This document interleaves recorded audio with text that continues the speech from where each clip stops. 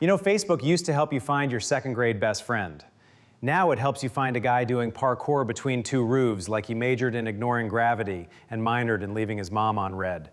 And I'm over here whispering, OMG, like a nervous smoke detector with feelings. When it first came out, I loved that you could type in a name and boom, there's your long-lost second grade buddy who once traded you half a fruit roll-up for immortality on the playground. And you could keep up with your aunt's vacation pics and your cousin's lasagna like a supportive food historian on FB. But now my feed is a highlight reel called, How Close Can We Get to the Hospital Without Checking In? The short videos are wild, because when I was a kid, that kind of action lived in blockbuster movies with CGI, stunt doubles, and a craft services table that probably saved more lives than helmets. Now it's just a teenager, a phone, and the algorithm. Sorry, the AI hustle gremlin, serving me POV cliff jump into mystery water, like it's a chef's special with a side of insurance denial.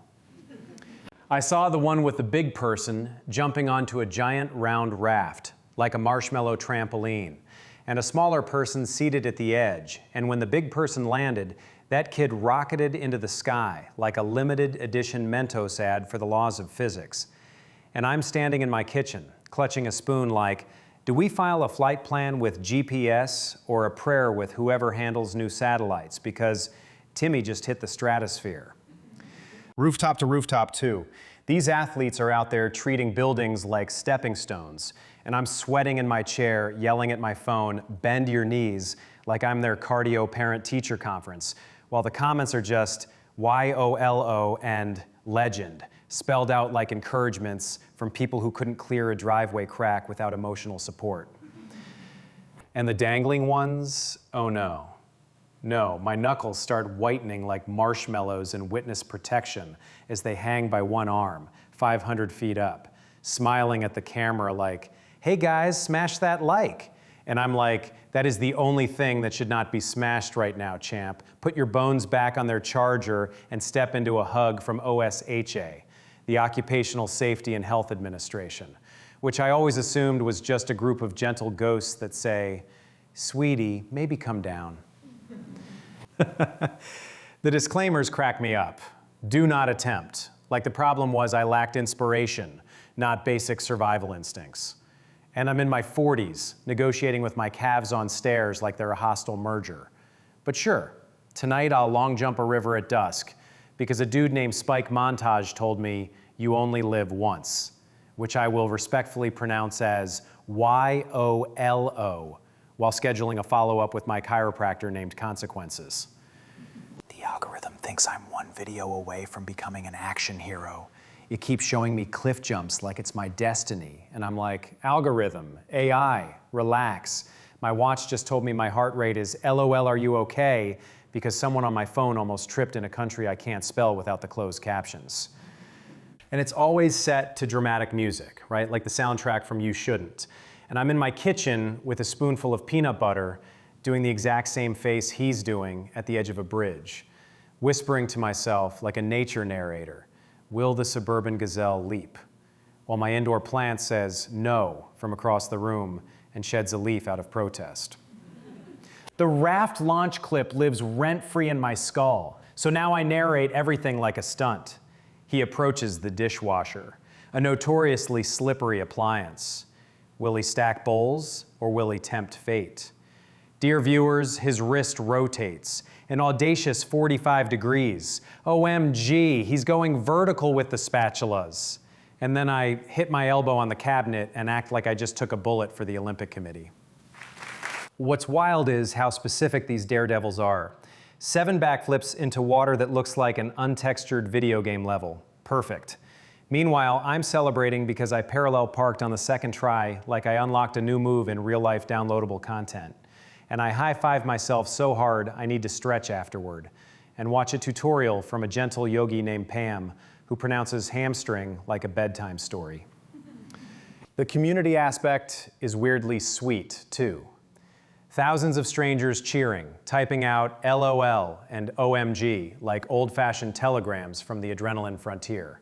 And I'm here for it, because somewhere out there, a person is doing a double gainer off a bridge, And somewhere in here, a person is bravely sending an email before 9 a.m.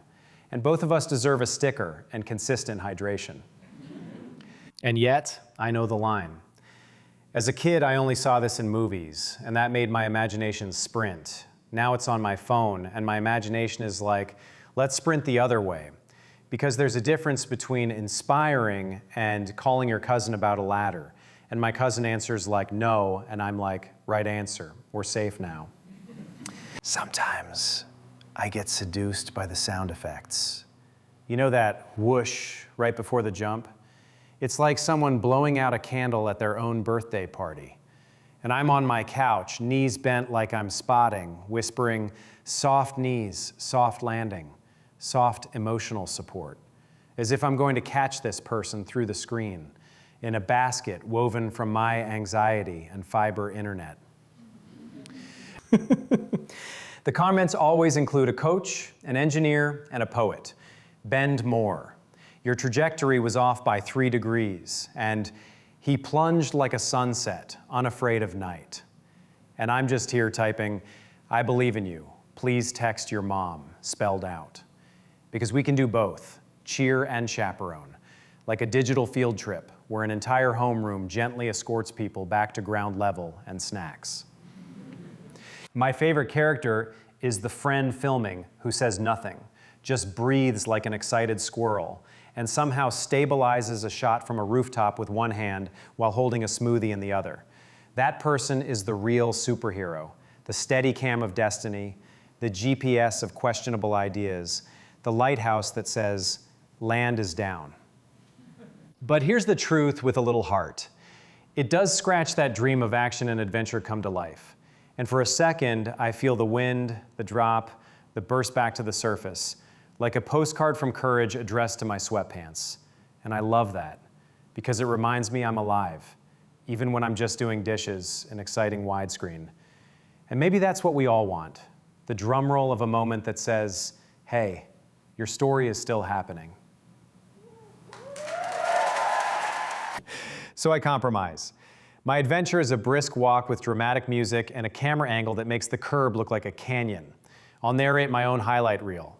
Middle-aged legend conquers 3 flights with groceries and dignity. And no, I'm not roof hopping, but I will hop over the laundry pile like a serpent of cotton and personal growth. And to the cliff jumpers, I salute you from the safety of my snack.